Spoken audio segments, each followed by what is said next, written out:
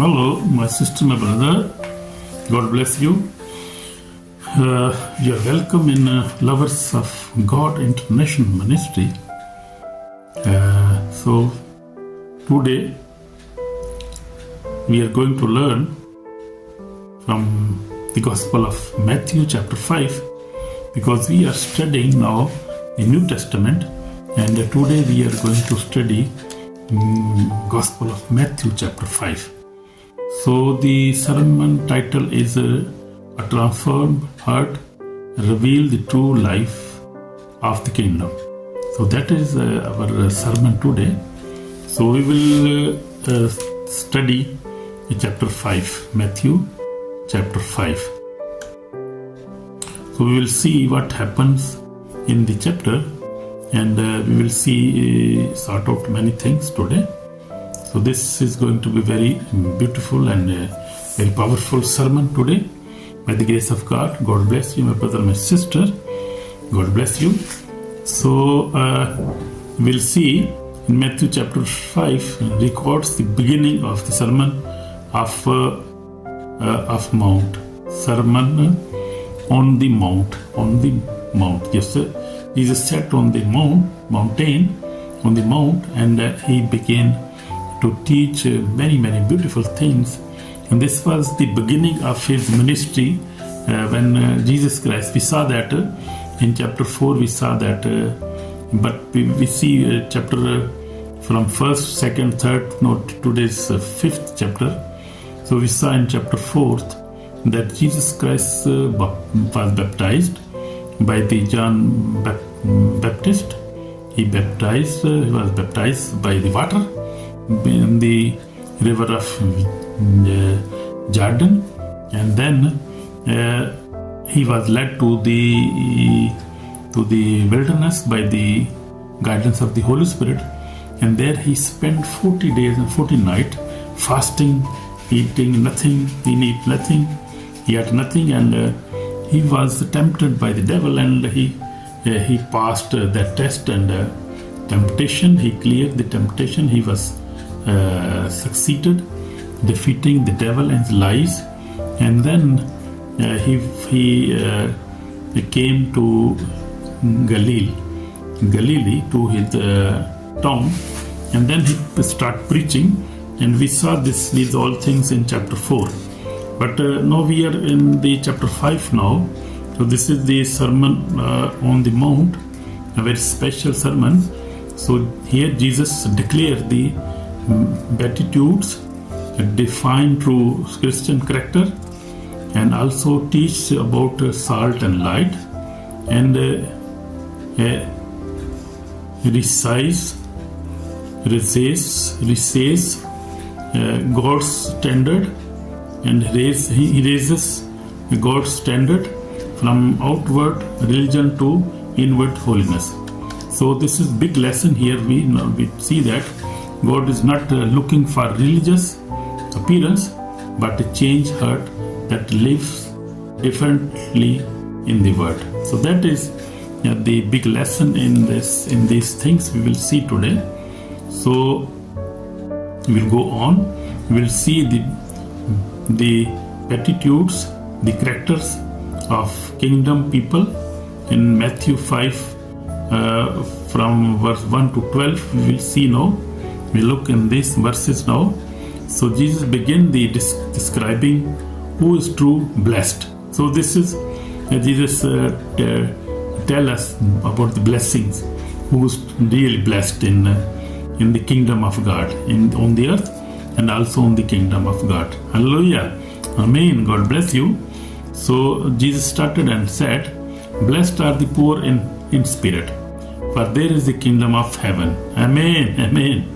And the second he said, "Blessed are those who mourn, for they shall be comforted." Amen. Amen. So then he said, "Blessed are the meek, for they shall inherit the earth." Amen. Amen. So then he said, "Blessed are those who hunger and thirst of righteousness, for they shall be filled." So these blessings, Jesus Christ told us about these blessings in the Sermon on Mount, on chapter 5, Matthew chapter 5. So these are wonderful words. You see, the people, he said, people blessed are in spirit, for there is kingdom of heaven. So what it means? Pure, poor mean in spirit mean very humble, poor people. Not poor actually, they don't have money, but the poor mean in spirit mean who is very hungry and looking for God, and a very pure man, and he seek for God. So he is really blessed, Jesus said. So second, he said, those who mourn, for they shall be comforted. So you see, that time the disciples and the people were not happy, because there was a Roman empire in Israel that time, and we see in ages now people, they are not happy. They are, because of maybe their sickness, maybe they are oppressed by the other governments. They are unhappy. They are not happy. So there can be many reasons for their unhappiness and for their mourning. But God said, Jesus said, they shall be comforted. Amen. So then he said, blessed are the meek, for they shall inherit the earth. So we see the people who are meek mean very humble, very polite people, and very sincere to God. So they shall inherit the earth. Then he said, blessed are those who hunger and thirst for righteousness. So that is very special. We must always be hungry for the righteousness, for the holiness, to spend holy life, to good righteous works in our life. I mean to help the poor people, and to spend holy life, and to always resist devil, resist the sinful desire in our life. And we must live a holy life. And that means a righteous life, because Jesus Christ was the righteous one. He lived a righteous life. He never sinned. He never fight with anybody. He was very humble, a humble servant of God, and he was the righteous one. He is the righteous one only, because the Bible says everybody have sinned, and they are sinners. But Jesus Christ never sinned in his life. He was the righteous one, and he is the righteous one. He is the only holy God, and was holy human in this earth. He was only the holy.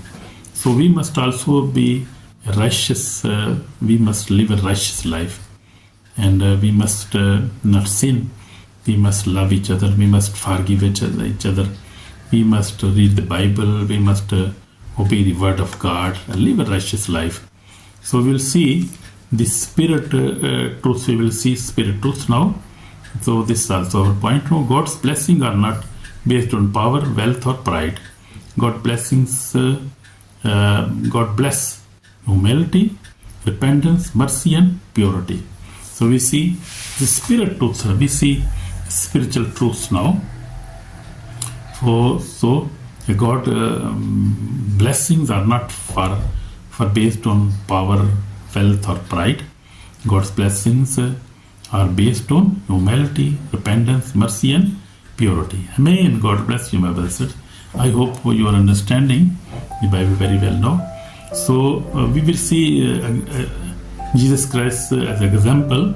Jesus himself lived a very beatitude life, and he was very blessed, humble in spirit. Jesus was humble. Jesus said, I am humble, I am meek, and I am pure in heart.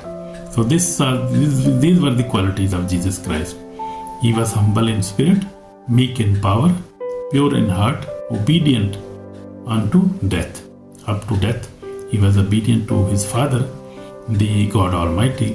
He has a very obedient life, and he was very humble. You see, he was King of Kings. He was Messiah, and he is Messiah. But he ride on the donkey. So donkey You see, he never ride on any chariot or any horse, beautiful horse, with many armies and with wealth, wealthy people. He liked poor people, poor. Just you see his humbleness. He was very humble.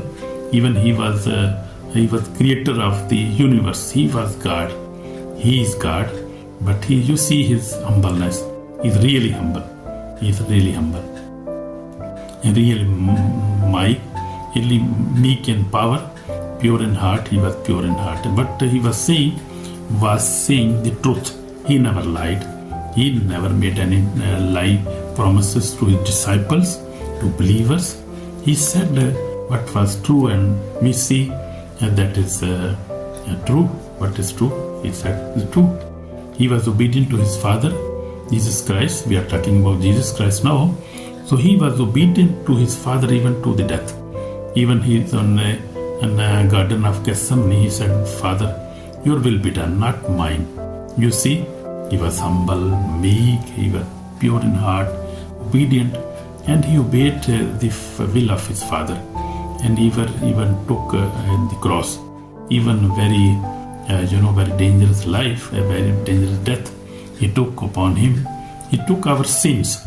He died for us. So he was obedient to the will of Father, and he took the cross. So see his humbleness. So he said, and we see now, he said, a salt of the earth and light of the world. He said to his disciples, be salt of the earth and light of the world. Matthew 5:13 and 16 we see. Jesus said, you are the salt of the earth, you are the light of the world. So we have to be in such character. We have to serve each other. We have to preach the word of God. We must be the salt of the earth.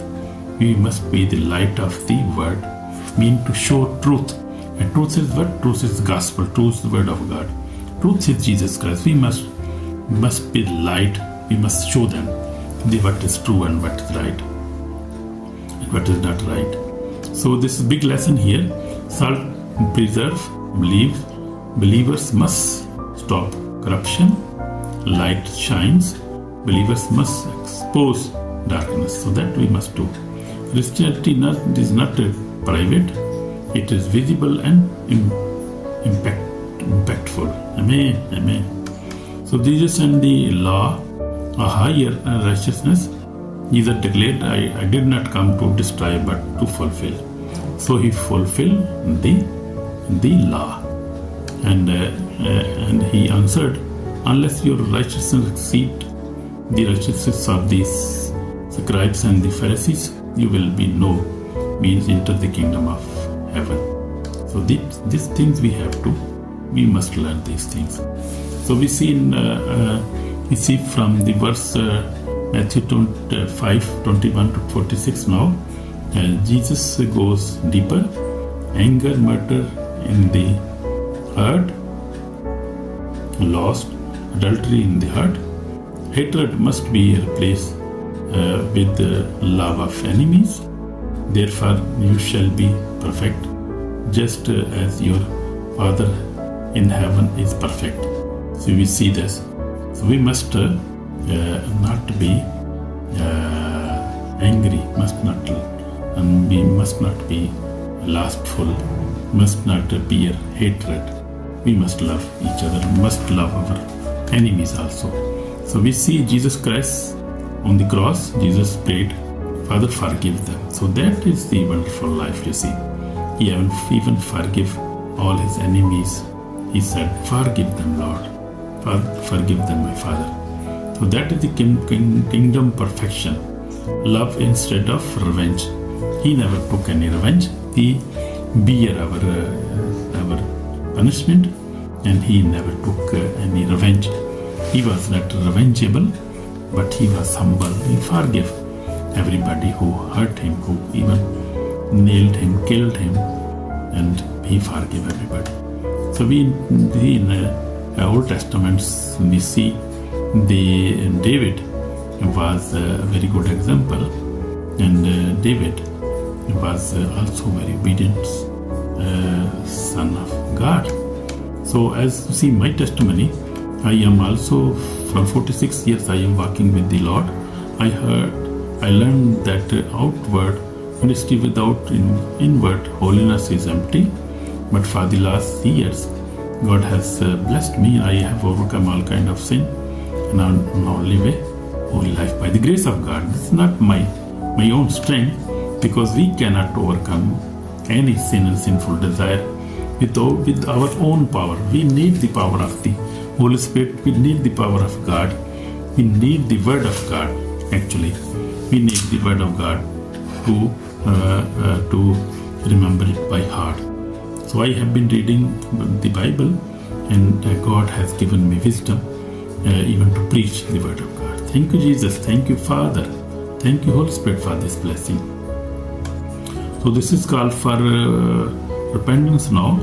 Jesus makes it clear, if the heart is not transformed, religion will not save the soul on the day of judgment. So we must repent. So we will go for repentance now, and we will ask for repentance. Jesus Christ, clean my heart, not just my actions. Make me salt and light in the word. I repent of the hidden sins and wrong attitudes. Teach me to live the life of your kingdom, O Lord Jesus. Forgive my sins, Lord Jesus. I ask for forgiveness. Wash me with precious blood. Save my soul today. Heal me, Lord. Deliver me, Lord, and bless me. Give me breakthrough in my finance, in my business, in my job, Lord Jesus. Bless me, Lord. Bless me in Jesus' name. Amen. So if you have prayed this prayer with your heart, you are already blessed, and you are redeemed, and you are citizen of heaven. Amen. God bless you. God bless you, my brother, my sister. So this is a very big, beautiful, see, we have learned many beautiful things in Matthew chapter 5 today. So we must be very honest and we must have a personal relationship with Jesus Christ. That will save us, not a religion, not a practicing anything, but just to have a personal relationship with Jesus Christ of Nazareth, our Savior, our Lord. He can only save us. He can only protect us from any type of temptation, any type of test, any kind of sins. He can forgive us, reform us, redeem us, give us salvation, can give us eternal life. Amen. So God bless you, brother, my sister. God bless you. Share and also subscribe this, and God will bless you more and more. In Jesus' name. Amen. Shalom, brother.